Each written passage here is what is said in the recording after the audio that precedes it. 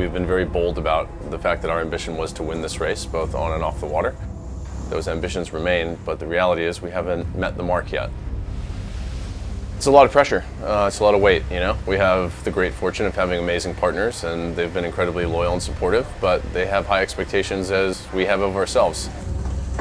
When you look at the leaderboard, you know, quite frankly, we're not where we want to be.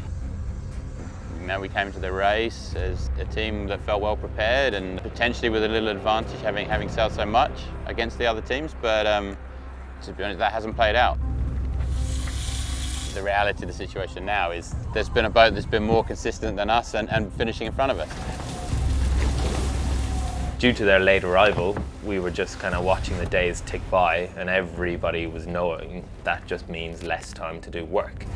But the boat has to be in the water the same day regardless.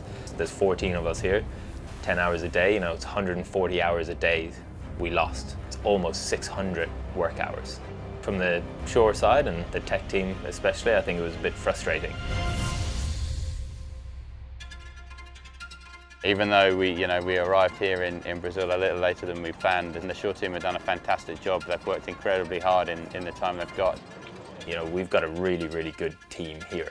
So once the boat's here, it's not really a question of motivation. Everybody is highly motivated to do well. Been excited to get back actually and come back, see the boat back in the water and get out and go sailing again. We've got to sail a bit more aggressively. We've got a race to win, and you have to have a reset and a mentality change, and now we've got to, you know, go out and take it, go out and win it. In a team, change can be really transformative. What is required is urgency and a willingness to win, and we've got that. So what we are doing now is find ourselves ways to call each other out when you're frustrated or sad or disappointed, and immediately reset into those effective patterns that are in our team mantra. We know how to shine. Trying to be bold and fierce about being focused on what I believe to be the key priorities that are going to help us be successful. Someone needs to have that bigger picture, global view of what is a priority and what isn't, to allow everyone else to do what's their job. This is my third ocean race campaign, and you know, I always feel very privileged to be part of one. You know, even though, you know, you can have hard days, you can have long days, and you know, you can have frustrations boiling and, you know, people getting basically pissed off with other people. But at the end of the day, we're all here to win. There's still 60% of the points available, and we've got a good team and we're feeling good, and we know that when we sail well, we're more than capable of winning. This next leg is the leg into our home port, Newport. It's the home of 11th Hour Racing, the home of Charlie and Amory and many other people in the campaign.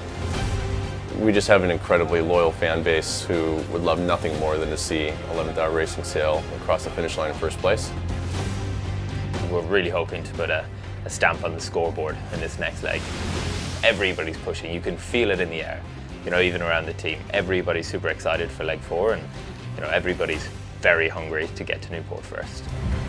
People are winning, and there's urgency, and we know how we can be as an effective team. Transformation can go like this. We've got to lay it all out on the table. We've got to give it everything we've got.